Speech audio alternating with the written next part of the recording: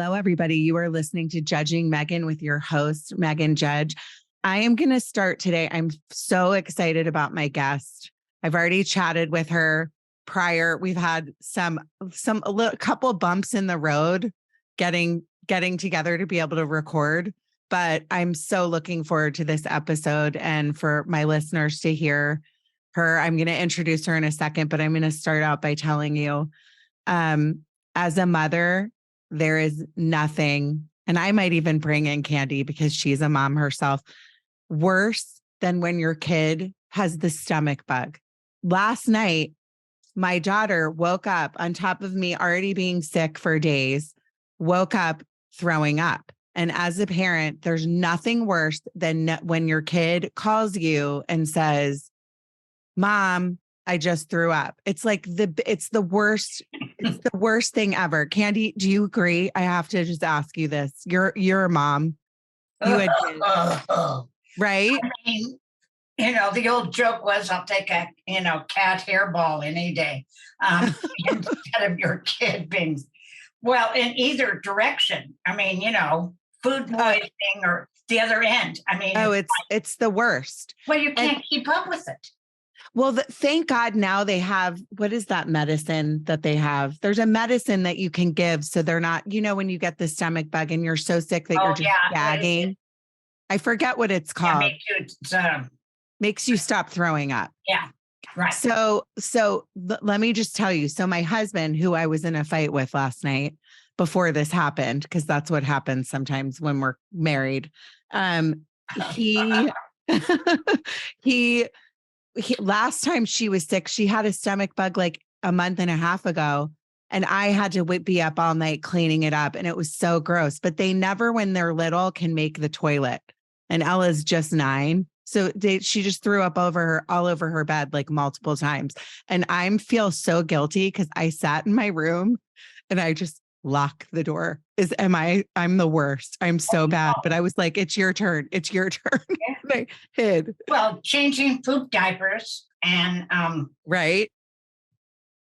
Kids throw up, That's the top 2. Yeah. And my son used to get car sick. And we'd go down one of the canyons here in Los Angeles. Yeah. Like Laurel Canyon or something. And he'd go, and I'd say, and I need a little warning. I don't need one gag. And so I'd have him like strap, like a grocery store bag over his ears and just go, when we get down there, we'll do something about it.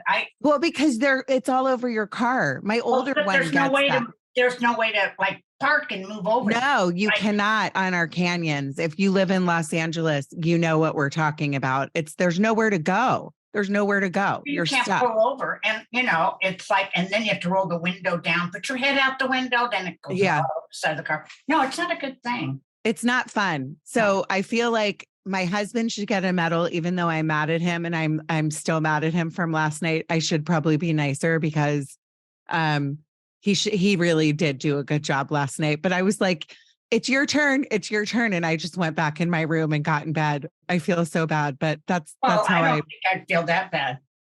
I don't really feel that bad. Probably once in a marriage, they'll do it.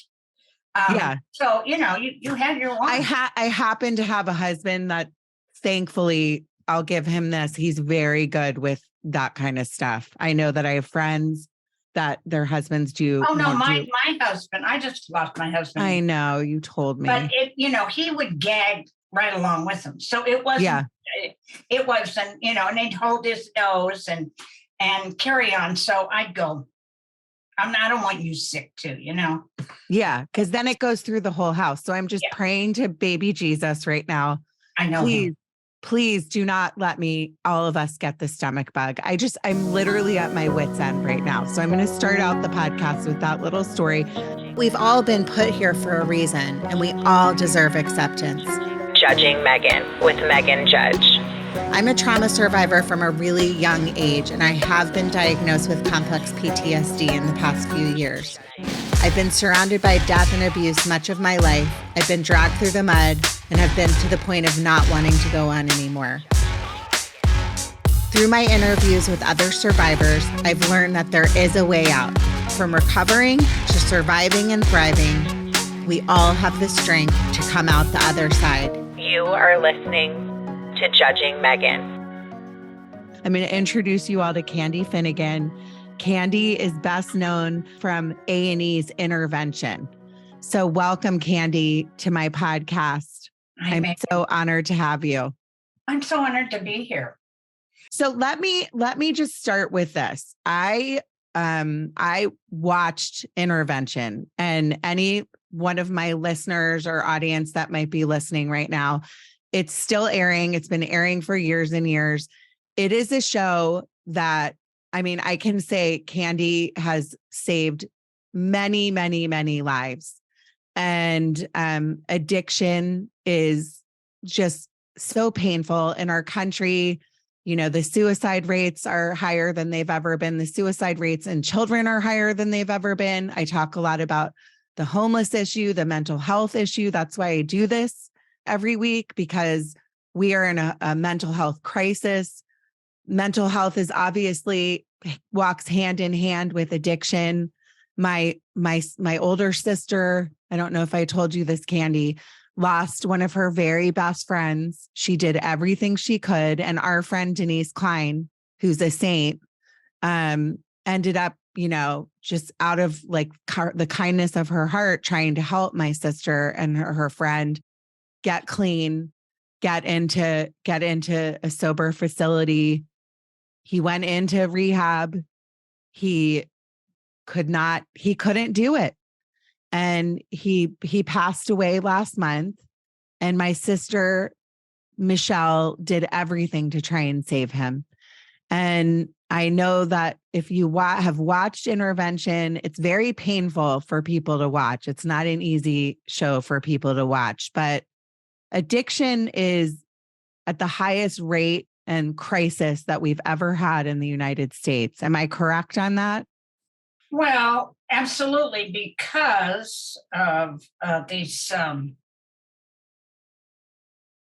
because of the way that drugs are getting in. I mean, when fentanyl started coming in through China, it was in little dibbles and dabbles. I mean, a pound here, a pound there. It's dirt cheap to produce. So cheap. And so it was like nobody knew why people were taking a snort of it, smoking it, whatever they were doing, and bam, they were gone. Yeah. And then you started having accidents like a police officer coming into a house and busting them and picking something up with their bare hand. It was absorbed through the skin. They were dead in 10 minutes. So it was a drug we'd never seen, although fentanyl is produced in the United States under very high clinical, and it is the only drug that has 5 separate means of you taking it. There's a patch, there's nose spray, there's a sucker. There's a little, seize sucker. And then there's IV, and then there's a pill form. No other drug has all of those means. It is a end of life drug. It was mainly given in hospice because so many people had an allergic reaction to morphine, and you built up such a tolerance to morphine in tiny space that it was more and more and more, which eventually just a little bit more and it was gone. So in that sense, when this father and son team started producing it in China and getting it in, there was an occasional overdose. But when the cartel got involved, heroin addiction is down 65%. Okay. Because people are just getting hooked on fentanyl.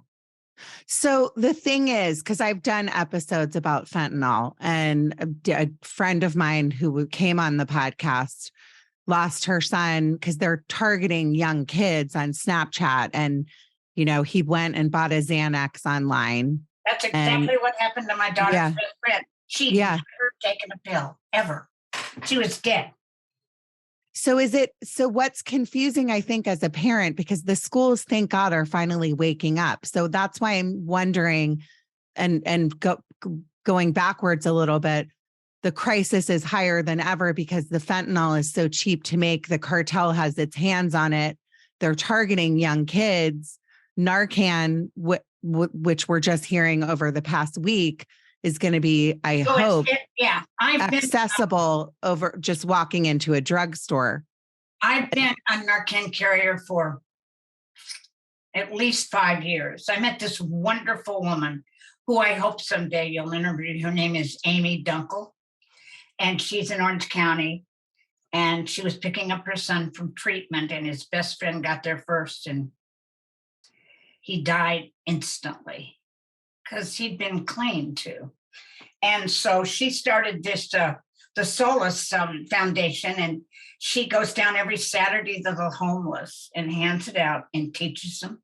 She's saved probably a couple thousand lives since her son died, Ben. And I met her at a conference, and then I just became attached to her. I had her come do everything I did. It's a 10-minute learning. She has a carte blanche through the Narcan company, and she'll send it to you. My kids are in their early 40s, and I make them carry it. I just don't know who you could look out in the street and see somebody, gone. I mean, it's terrifying. It's a terrifying, scary drug. And I think the more education that, the schools, parents. Well, the schools weren't allowed to have it on campus. Well, now from what I understand, they are now. Yeah. My kids actually go to a Catholic school, and they're even starting to talk about and have talks about it, which is, I was kind of shocked by that. But this is like going backwards. This is a huge crisis in our country. People need to wake up. You hear about these stories every single day. But I just started like putting it in cocaine. Yeah. Because I've had a friend whose wife had not gotten high for a really long time. She's under a real pressure television job. She had to have a deadline. She called an old friend of hers. He brought it over. She, did 2 lines of it and was dead in 5 seconds. Well, it's shocking to me that first of all, adults, parents are still even touching this stuff. But that's me just being very Pollyanna. I mean, I'm scared to even take too many Advil in a day. So, it's funny because there was such an abuse with Vicodin for so long. And I did interventions on 2 or 3 different people, like 2 or 3 different times. They were taking like 35, 45 Vicodin a day. And so because of the acetaminophen in it, which is 350 milligrams, you take, 15 of them, you're only supposed to have 1,500 milligrams of acetaminophen a day. And here you are, you're now up to like 12,000. How are these people even walking around? Like, that's what I don't understand. But I want to talk more about this, but I want to hear about you, because it's weird in life how you could watch a TV show or meet somebody and people come into your lives for different reasons. But you, for some reason, I have not watched the show, to be honest, in several years, but I could tell that you were a firecracker when I would watch the show. Like, you're like no mess around, but you yourself, I don't know if people know this that watch the show are clean, right? You're sober. Yeah, I'm 36 years. And I would love to kind of start out and hear about you, because that's what I wanted you to come on to talk about. So let me hear about like where you're from and kind of your early life, and we'll move on. Well, I'm adopted, and I was adopted, strangely enough, it's a strange story, but I am from Kansas. And yes, I know Dorothy and those guys. I probably dated them all, those little scarecrows and all those people. I was adopted into a very privileged family, which was, nothing could be better, I guess, and everything in every color. And my parents had lost a biological child to polio. It was in the 40s, and there was a rampant epidemic of polio, and they lost their only biological child. And they flew in iron lungs, and I mean, they did everything possible, but she had pylori polio, and it usually suffocates you within 2 weeks. She was 7. So then a year later, they adopted my brother, and then 2 years later, they adopted me. So I had this thing about being a replacement child. It was my imagination. They never said, "Oh, there's our replacement daughter." But because losing a child, and when you can't save them, it's very different than overdosing. It's a disease that we knew nothing about. And my family and my grandparents put in hundreds of thousands of dollars to Salk to get the polio vaccine up and ready. So I grew up in a very active, I always jokingly said my mother did lunch and my dad did golf, but there was a little more to it than that. Yeah. My mother was who's who in society. And I mean, all the stuff that if you look at me now, you go, you are a debutante. But, I did the best I could to fit in.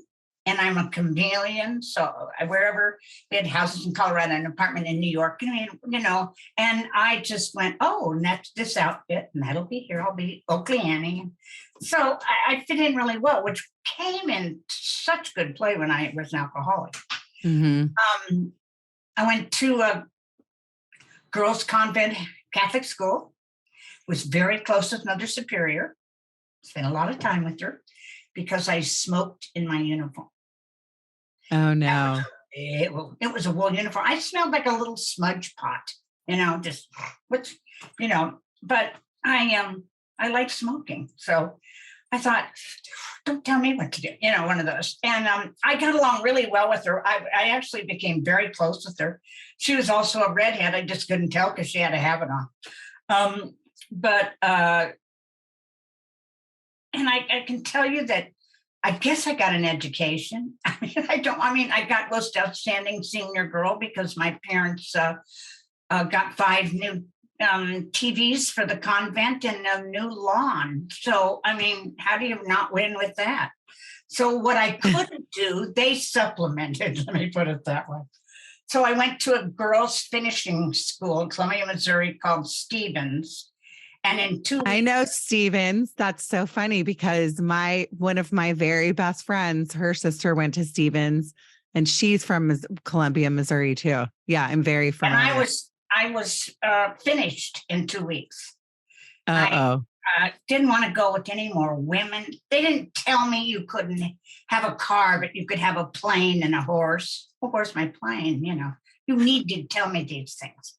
So I just called my dad and I said, I'll be on the curb. I had trunks full of, that I'd gone to college with. And it was, what was I finishing? My God, I knew what fork to use. I'd been traveled extensively, and now you're going to finish me. I never got the concept of a girl's finishing. What am I, and I thought, I'm out of here. So well, just to let you know, I went to all girls Catholic school, and I also went to all girls boarding school.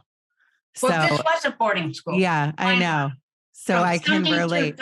Sunday through Thursday, and if you lived in the vicinity, you could go home. Yep. I can relate to everything you're saying. It's pretty funny. I'm not going to get into there were ghosts there and the rattling. We had ghosts in ours too. Lisa Berry Flynn was our ghost. Of the beads, and not going to do that. Yeah.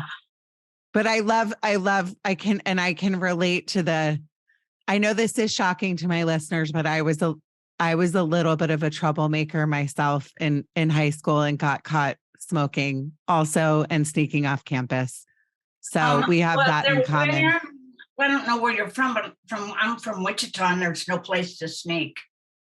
Well, I'm from Potomac, Maryland, which is outside of DC, but my boarding school was in rural Maryland. Rural Maryland. So there was nowhere to go. Yeah, it's like horse country. Yeah. But we still snuck out. You were lucky to have a horse.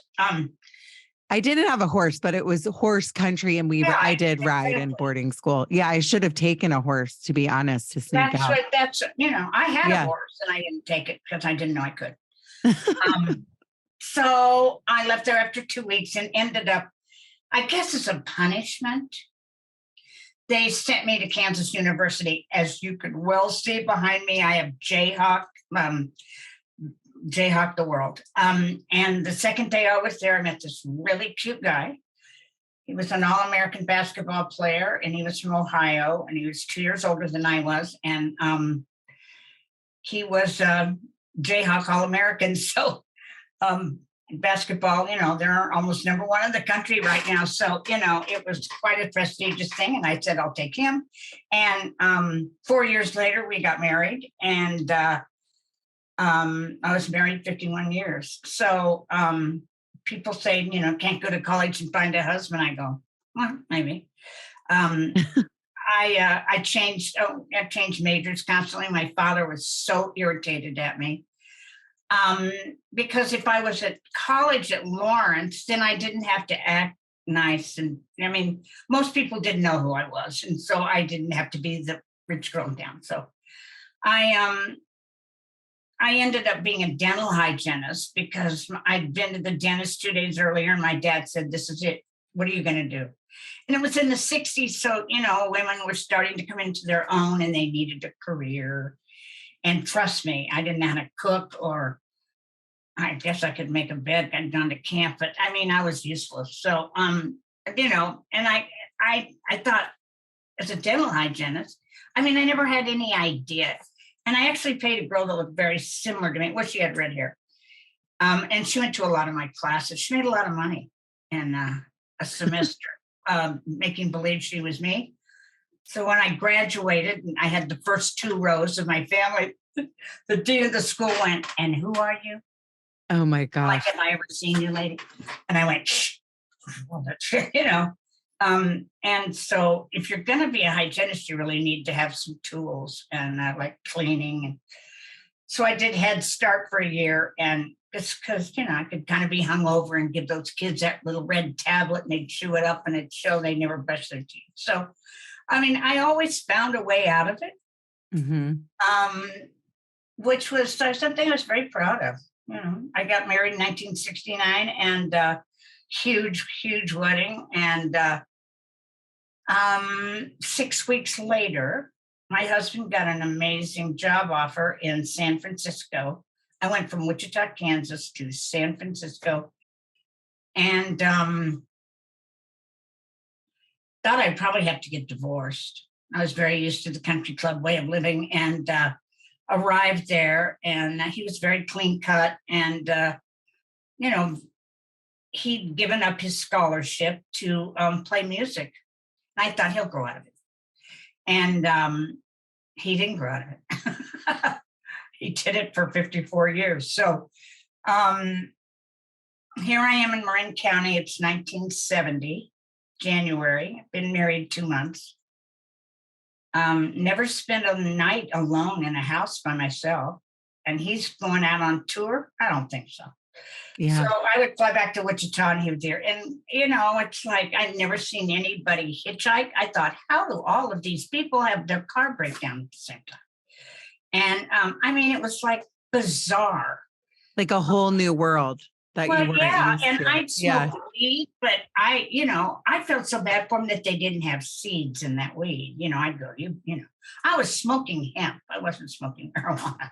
Yeah. It's made of rope, and biggest distributor was in Kansas during the war.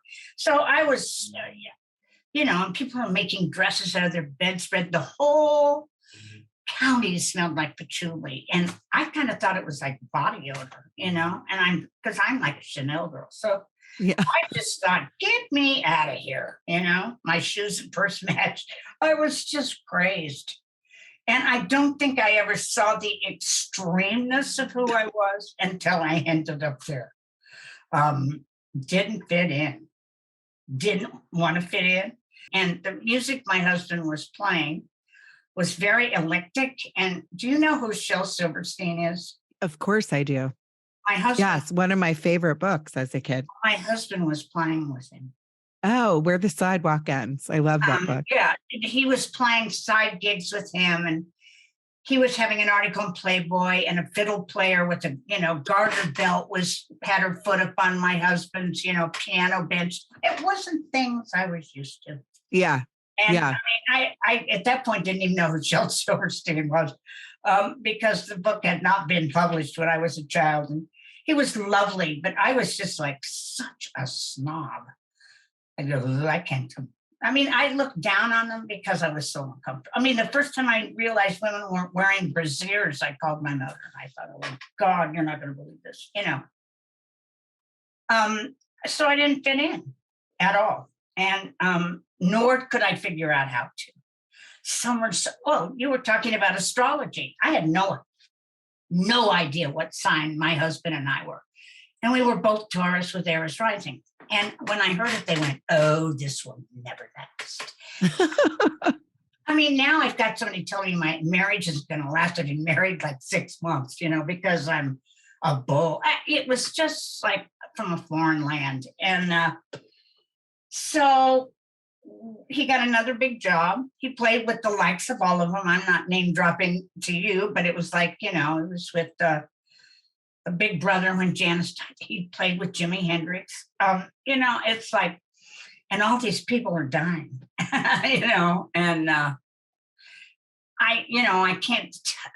can't tell you I got involved in drugs because I didn't. I'm the girl that never took acid but twirled around and act like I did.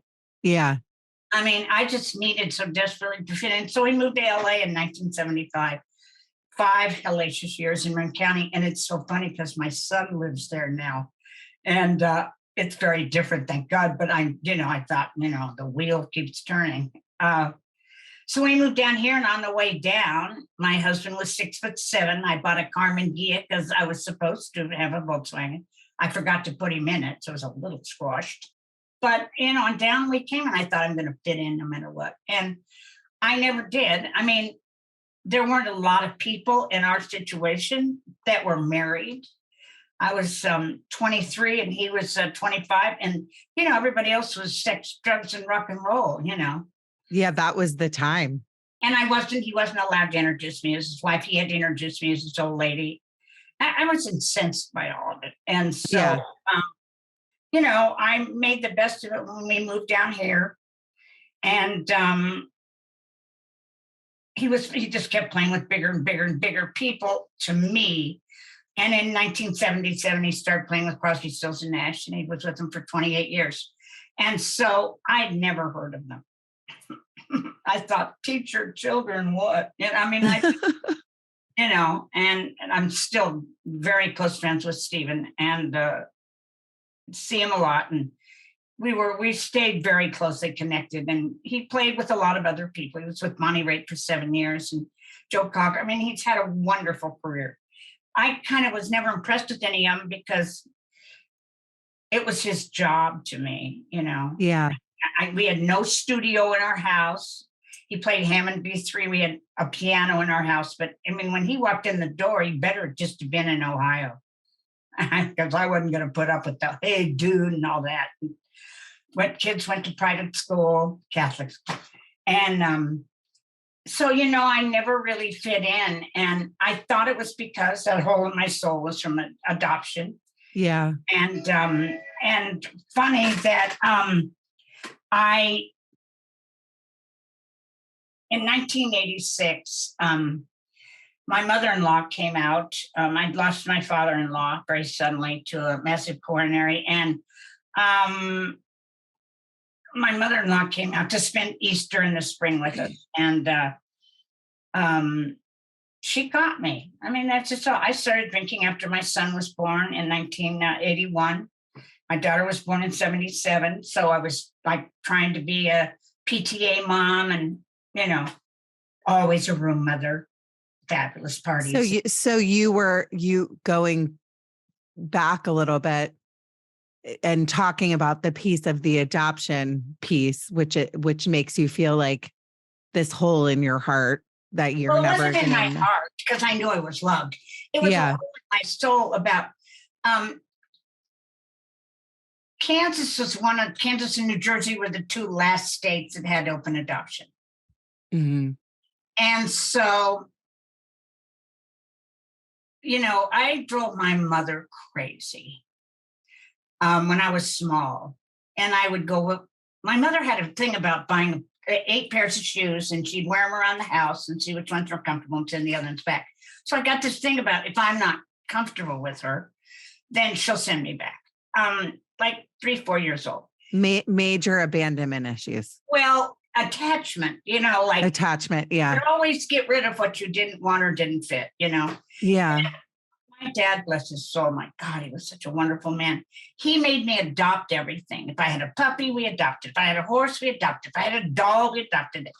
And there were a lot of kids. It was like after World War II, and there were a lot of kids that were adopted, oddly enough. There are a lot of kids in 12-step programs that are too.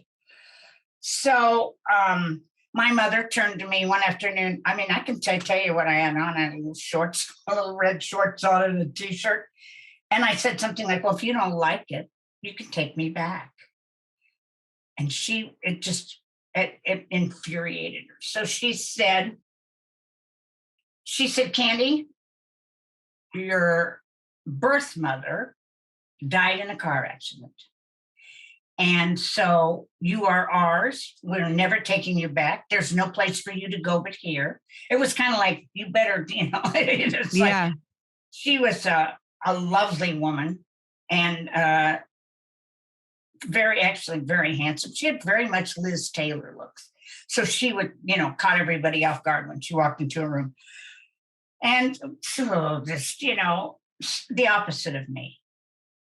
The exact opposite of me. And so I said, what does that mean? And she said, she's an angel in heaven and she'll always be watching over you.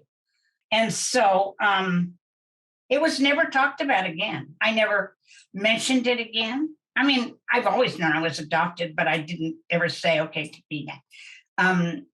I guess I was 13 or 14 and I was with my father and we saw this horrible car accident. And I said, oh, that's how my birth mother died. And he goes, what are you talking about? And I said, well, Mom told me, years ago that my mom died in a car accident, not to bring it up again. And it was so stunned because he couldn't lie if his life depended on it. He went, oh, well, I guess you forgot to tell me. Oh, come on. And I said, well, I don't know, but, car crashes scare me and all that. And he goes, well, we love you and you're ours anyway, so just get over it. And so I never brought it up again, except that now I knew it wasn't the truth. Yeah. So it was like, I don't know, it was an overlay in my life, but it was never a big thing to anybody else. I guess that after Mike and I got married and then we moved to Los Angeles and I had my children and now I've started drinking. Mm-hmm. And my mother-in-law was a social worker, the bailiff in the small community outside of Dayton called Troy, Ohio. And she was the welfare investigator. I mean, and she was 6'1" and very Irish. Her maiden name had been Kelly. So she said to me, I'm going to take your kids. If you don't get help within 60 days, I'm taking your kids back to Ohio. And I thought, you think you're taking my kid? Are you crazy, lady? And so I had a complete fit about it. And I said, why aren't you saying something to your son? He drinks more than I do. Because boy, could he hold his liquor. And she said, you're raising my grandchildren. And my father-in-law had come from a very alcoholic family. He had 7 kids in the family, and 5 of them were alcoholics. 3 of them died alcoholic. And his father had been an alcoholic in abandonment. So it's like, I just didn't know anything about any of it. My parents, of course, had always dressed up to drink, cocktail dresses. And that's what I always wanted, was cocktail dresses and matching dyed shoes at 5. So, it was like, it was inbred with me, but I never thought I knew an alcoholic. There happened to be Did you think that did she catch you? Were you hiding it? Was it something like? Yeah, Yeah. I hid it in the back tank of the toilet. Oh, wow. It So chilled- you were like chilled the really wine. drinking. Well, but not when she wasn't there. Well, I mean, when I was by myself, it was just under the sink, and I usually started drinking about the time I'd bathe the kids. So at I night, didn't drink like, all day. yeah. Okay. And were you drinking like wine or? Oh, I started drinking Jameson's. Okay. I'm Irish.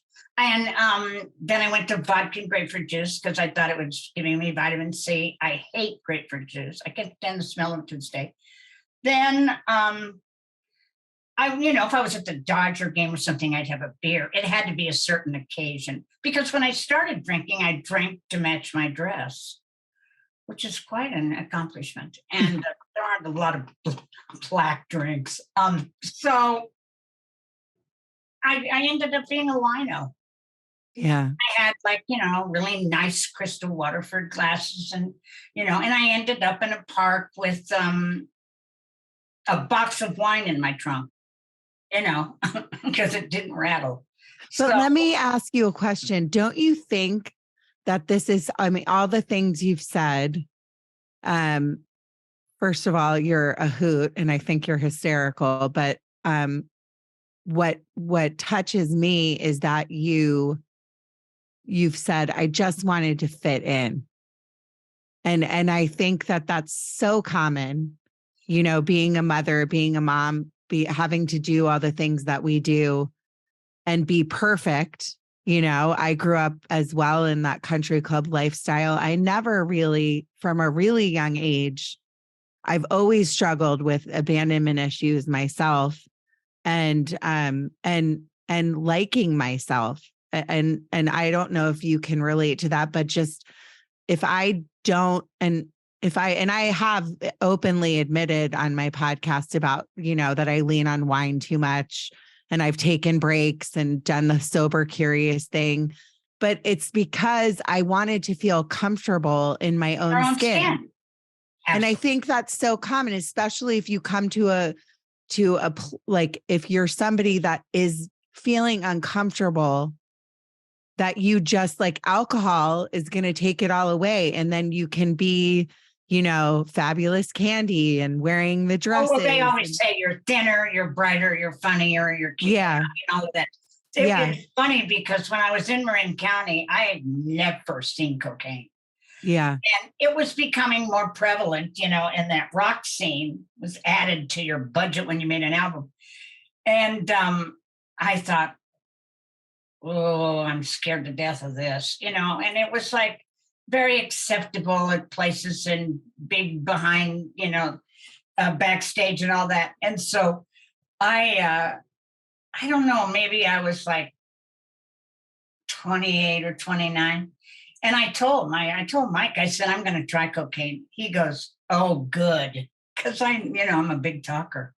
The first thing that happened is I took this line of Coke, and of course it was a $100 bill, and it was a big, huge award show that Mike was playing. And I thought, well, this is magic. It calmed me down. I cleaned my purse and I went to sleep. That's the first thing I knew that, eventually that I was ADHD.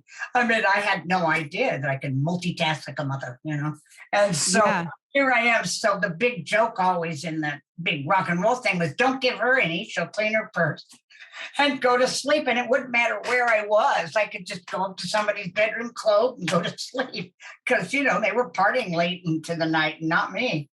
And so that saved me, I'm sure, because if it would have brought me more alive, or I could have drunk more.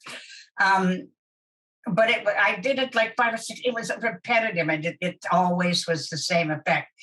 I never was a pill taker. I was too afraid. I had the Judy Garland thing going on with, you wake up in the middle of the night, and you don't know you're taking them, and you don't ever wake up again. And I'm not a downer, so I never did downers. They gave me Valium after I had my daughter because I was still on the phone at 3:30 in the morning. but I mean, I just was never a pill taker. I was just a good old drunk. Yeah. And, I did everything you're not supposed to as a mother, I made my daughter stay home at school. with me because I didn't want to be alone and watch movies and color.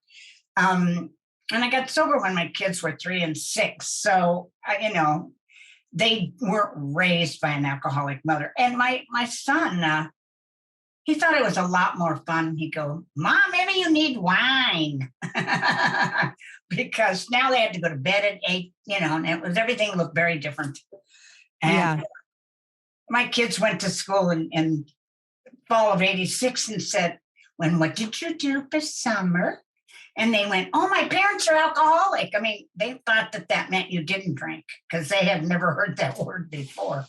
And so, it's been in 2 months, it'll be 37 years sober. That's astounding to me. Congratulations. I think that too, like everything you're saying is, the alcohol industry is glamorized. And especially when you grew up, when you did, my mom is around the same age as you. And she would, tell me stories about like drinking a martini. My mom wasn't a big drinker, but like everything was glamorous when it came to alcohol. And to this day, I mean, there like billions, I don't want to say billions, but I can't remember the statistic on how much advertisers spend. It is billions. It's $2.8 billion. Okay. Yeah. I wasn't sure on the number because it's like, you don't see in these commercials the reality. Everything's like, oh, we're at a nightclub and we're beautiful and thin and perfect. And we're drinking, Ciroc vodka with P. Diddy. Like everything is, or tequila with, you don't see the reality of what alcohol and drugs and pills really do to you. It's hidden and it's like a dark secret. It's a dark little secret that's going to like creep up on you. Yeah, the dirty little secret. Yeah. So I had 60 days to get sober before my mother-in-law was coming back. I got furious at her.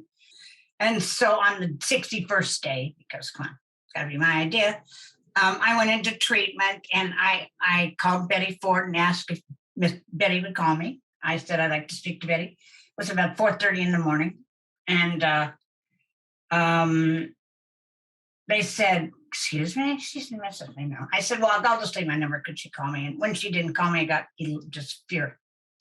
I ended up being friends with Mrs. Ford, and I always told her the story, and she'd go, well, if I'd have known it, Candy, I'd have called you, That's like, and she would have, I'm sure. So, I started in on this journey, and I went to a place that was for only 10 days, and it wasn't 12-step, and got in and got out, and then it was on May 1st of 1986, and my husband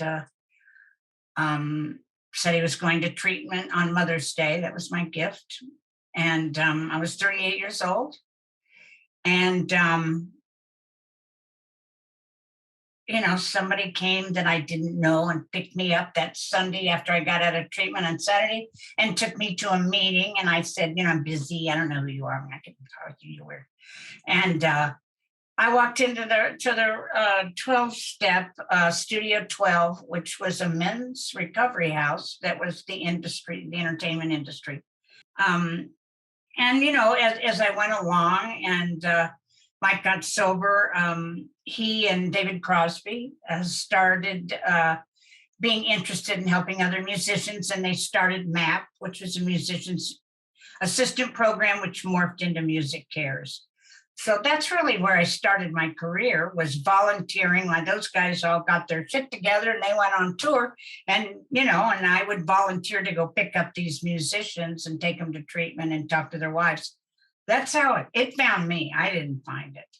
Don't you think that's so interesting how life like works itself out? Like I say all the time, be happy by making other people happy. That's how I end every podcast. That's what my dad taught me.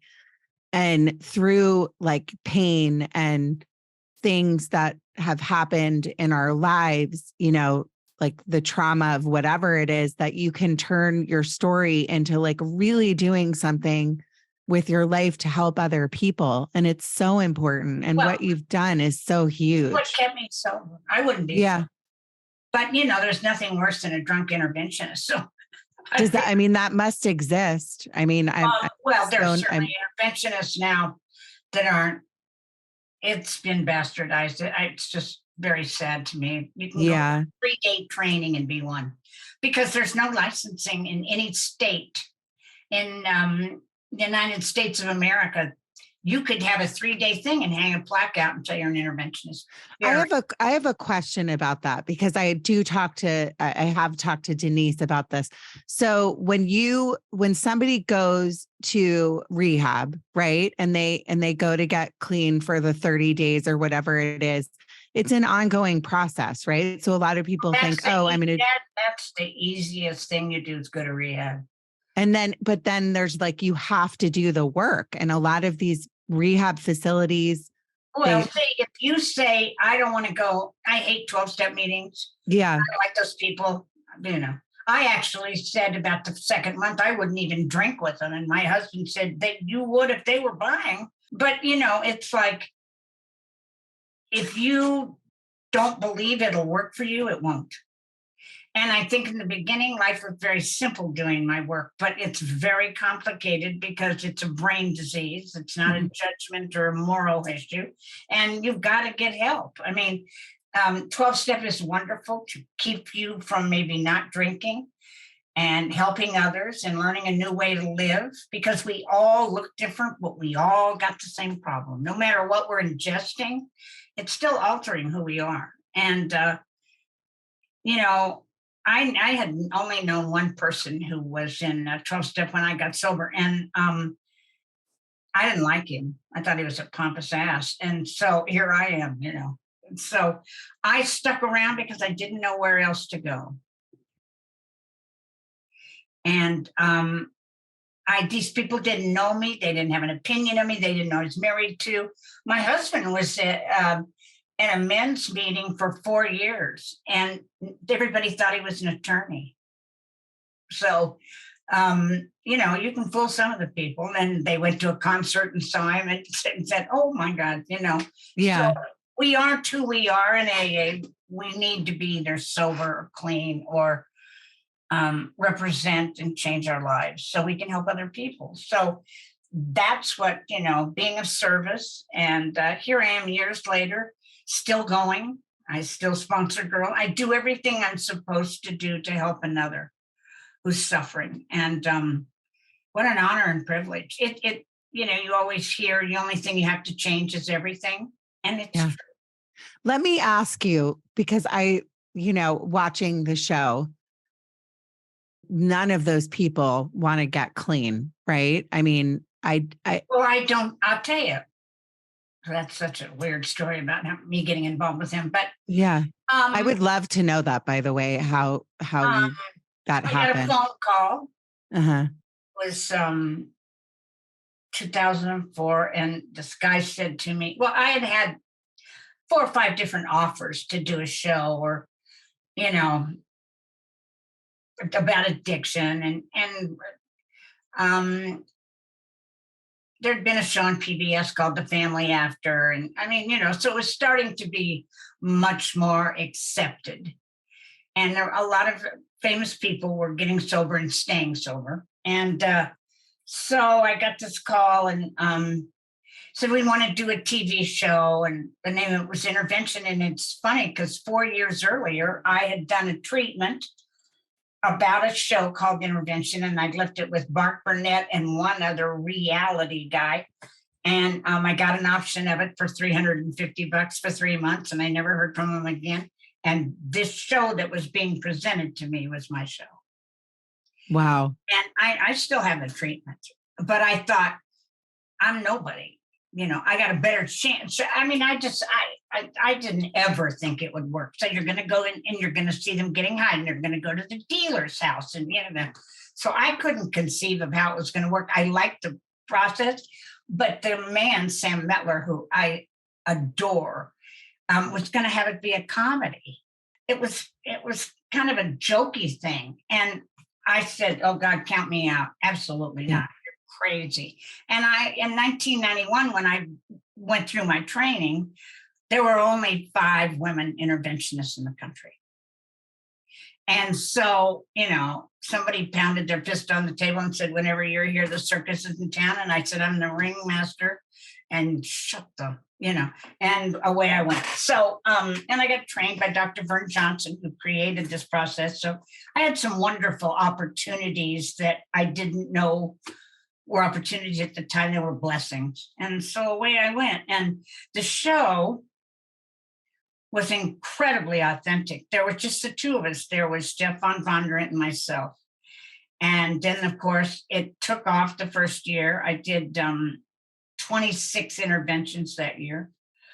And it was, they held the camera up in the airport and in the airplane and getting off and going to the hotel. All that was cut out finally because, that was awful. Mm-hmm. And I was being paid. I couldn't belong to a union, and I was being paid barely $20 an hour because I was gone for 3 days. Yeah. So it was, it was like, but it got more authentic, and it really worked. And I was seeing miracles. And I'd already been an interventionist, so since 92. So, it was like, this is what I did. And it was a lot of people who could not afford treatment. That's the truth. And by the way, the show does not pay for treatment. They don't pay for anything other than, a 3-star hotel for us. And they don't pay for clothes. They don't do reruns. And I got a $300 raise a year. And I thought, I'm doing this as a community outreach for addiction, that this is possible. And, I have a million funny stories, but, the pre-intervention lasted 3.5 minutes instead of 3.5 hours. The crew would get really impatient with me because I took so long educating. And there were a lot of things that didn't work for me, but it worked for me enough where I had a shot at having somebody save their own life with the grace of God and the help of the show, But, I got to say at that point of what treatment center they went to. And I was incredibly involved in all of it. And then as the show got, and then they hired this person and they hired that person. And I knew that they weren't properly trained, but we had to have a Black woman. So they got Donna. It was just that type of thing. So I stuck it out for 11 years. Do you know the statistic on the cases that you 60%. saw? 60%. Okay. At one point, I think about 2 or 3 years ago, 11 people had died on the show, and 60%, if they didn't stay sober that time around, they got the message, and they, but now they're showing this show at in treatment centers. It got out of hand, really. Yeah. And it just snowballed into like a huge thing. Well, and then people would, I'd say 75% of everybody that watched it was loaded. I get that.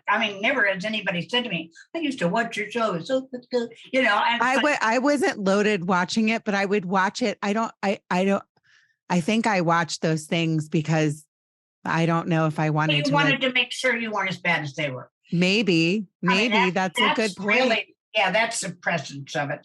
And here my husband had been this tremendously successful musician, and now I'm getting recognized everywhere. Yeah. Isn't that funny? There's the drug lady. I was stunned because at one point, 3.8 million people watched it a week. Yeah. And so as time would pass, I had some wonderful experiences, just magnificent, of helping people and their families. But I was not allowed to stay in touch with the families after the show, which I always do follow up and closure. Wasn't able to do that. And Sam Etler left, and we got a new executive producer. And then it was 4 years ago. Last December, I wrote a letter and sent them out. You're not going to compromise my values, and you're not going to make me feel that we are picking the worst possible people to intervene on, not caring what the outcome is. And, I was just as happy if they didn't go to treatment because it's real life. It's interesting that you say this too, because this is like a common thing. This is TV. So at the end of the day, I don't know if you ever watched that show, The Biggest Loser. Oh, of course. So they have it was filmed at Denise's. Yeah. So it was. I didn't know that. These people would come in, 300 pounds, whatever it was, lose that weight really quickly. And then there's so many cases of these people years later, they gained back all the weight. And it was just like, it's almost like we needed you for this one purpose, which is to be on TV, share your soul, share your stories of pain, why you got to this size. And then that's it. And it sounds familiar. And they never addressed eating disorders. They never addressed if you're 150 pounds overweight, most likely you were sexually abused from between 5 and 8. Yes. There was no therapeutic, you still have a fat head and a little tiny body.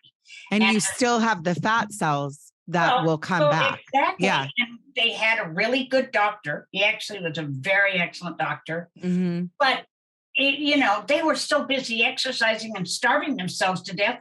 There wasn't time for a therapeutic process to bring the family in.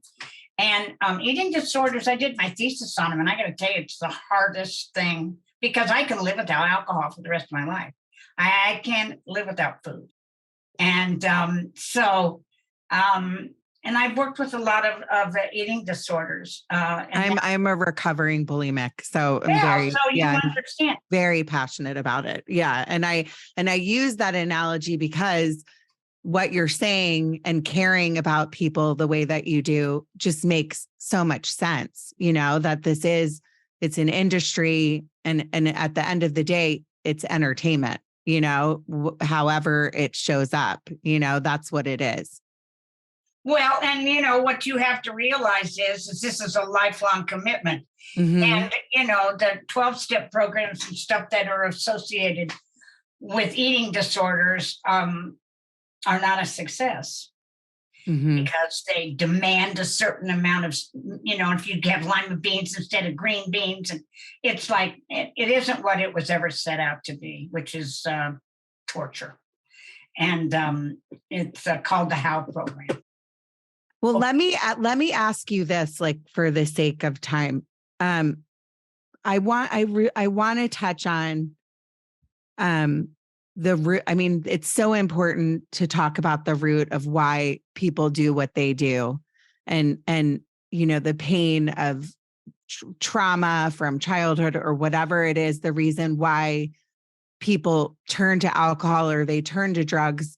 It usually stems from having some sort of trauma as a child. And that is such a huge issue in our country is, if we don't get to the root of why people have these addiction issues and we just like put them in 12-step programs and then they throw them out on the street. What are your thoughts on that? I don't care who you are. Mm-hmm. If you don't have anything wrong with you other than you might have a hat addiction, mm-hmm. As I look over your shoulder. I do have a hat addiction. That's my hat wall. And so you're going to learn a new way of living that is magnificent in 12 steps. So throwing anybody in 12 step. I mean, I've had people that I sponsored that weren't alcoholics and addicts. They had a traumatic situation in their life and turned to drugs and alcohol, but they never had the behavior. And that's what I trigger. Alcohol and drugs are but a symptom of what's really going on with us.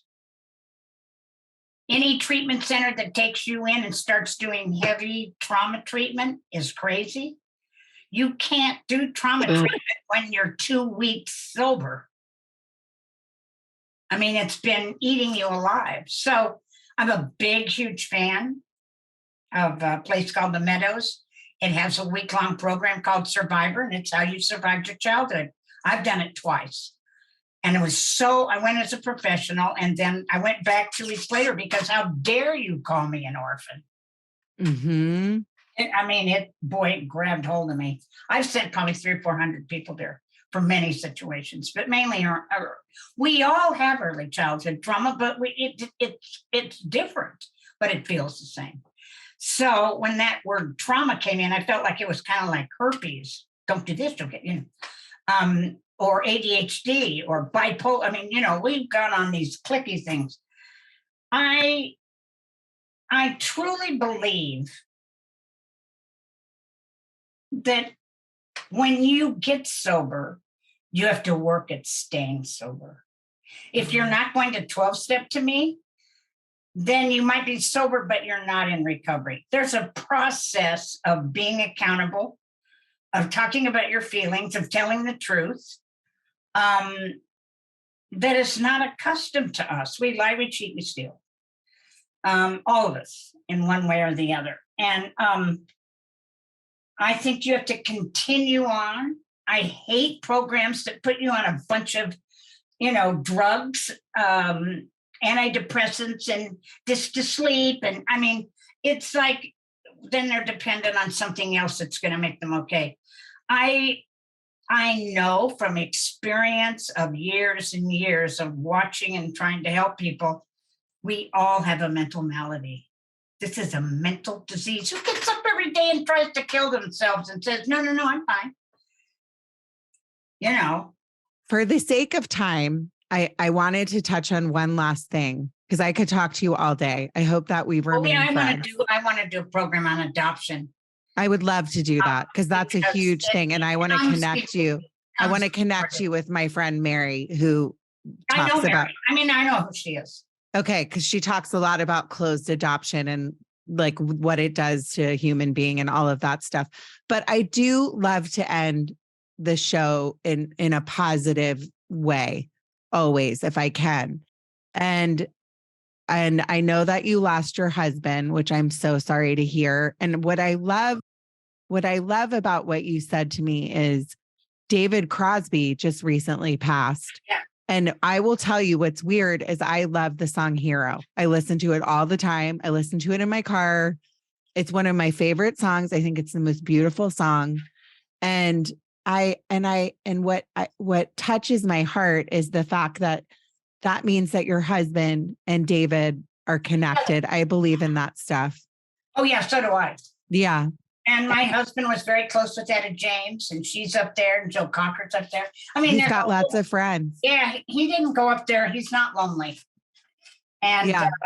I'm a deep believer that his presence will always be with me. I'll never be the same, but I'll be okay. But I have to tell you something, Meghan, I've got purpose. You do have purpose. And Mike for years was my higher power before I got sober, as is David's wife, Jan, who I just got a text from 20 minutes ago, saying the world was blessed to have them in it.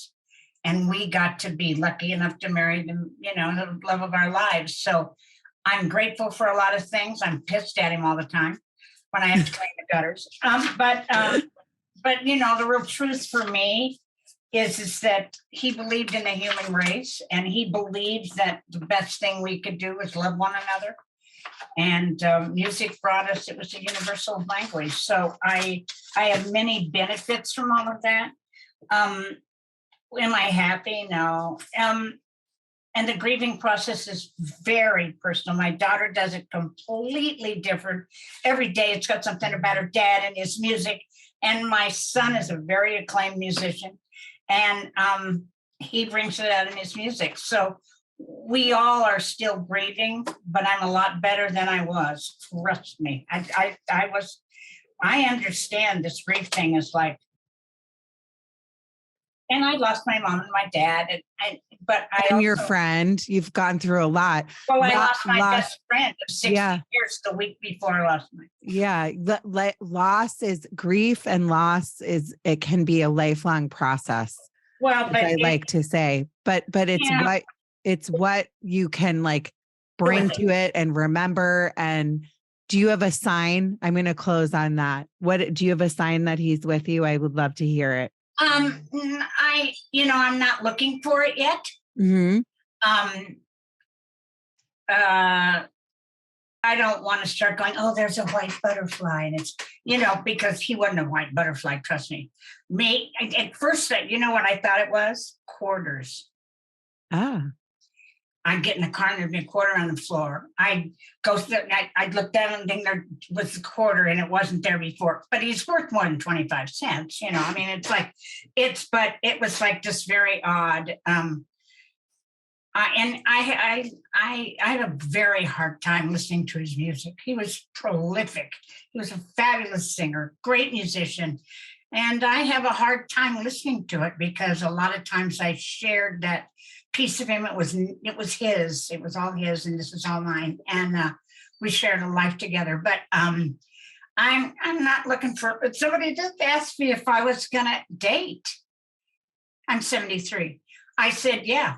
If he's 98, has 6 weeks to live, is a billionaire, and has no kids, and will leave me everything, I'll think about it all day. Oh my God, that's hysterical. Because am I gonna date? Are you out of your mind? I always have said, I'll be okay. Do I like it? No. But you have your purpose, like you talked about. Candy, and just so you know, when you're ready to see signs, because you're still in the very early process of this, you'll see them, and I believe in that. I believe. I do too. And my mother, it's so funny. Yeah. My mother was about as squared up as you can get. High society. And I always wear pearls. I've worn pearls since I was 12 because it makes you look like a lady. That's what she said to me. Like I didn't have to act like one if I had pearls. I love it. But my mother was a deep believer in reincarnation. So I've always kind of grown up with that, Yeah. And we'll see, When you're ready, you'll see it. My sign for I've lost my sister and my dad and my best friend. And my sign, I always feel like my best friend's super close. And it really is butterflies because I really have had so many crazy experiences with it that they just come to me when I really need them. So, and I'm very spiritual. I know that God's with me every day of my life. I don't. So I know we're going to see them again. And the best thing about you is that you live your life helping other people. And that's what it's about. Yeah. Did you see the cartoon Soul? No. Watch it. I will. Phenomenal. Candy, I adore you. You're the best. I just am so happy. Now I have to meet you and I have to come to Manhattan Beach. Oh my God, let's have lunch. Everyone, in closing, thank you, Candy. You're awesome. Thank you, Denise, because she sends me all these angels and she's one of my little angels. Your agent. Yeah. She's my agent now. Thank you, Denise.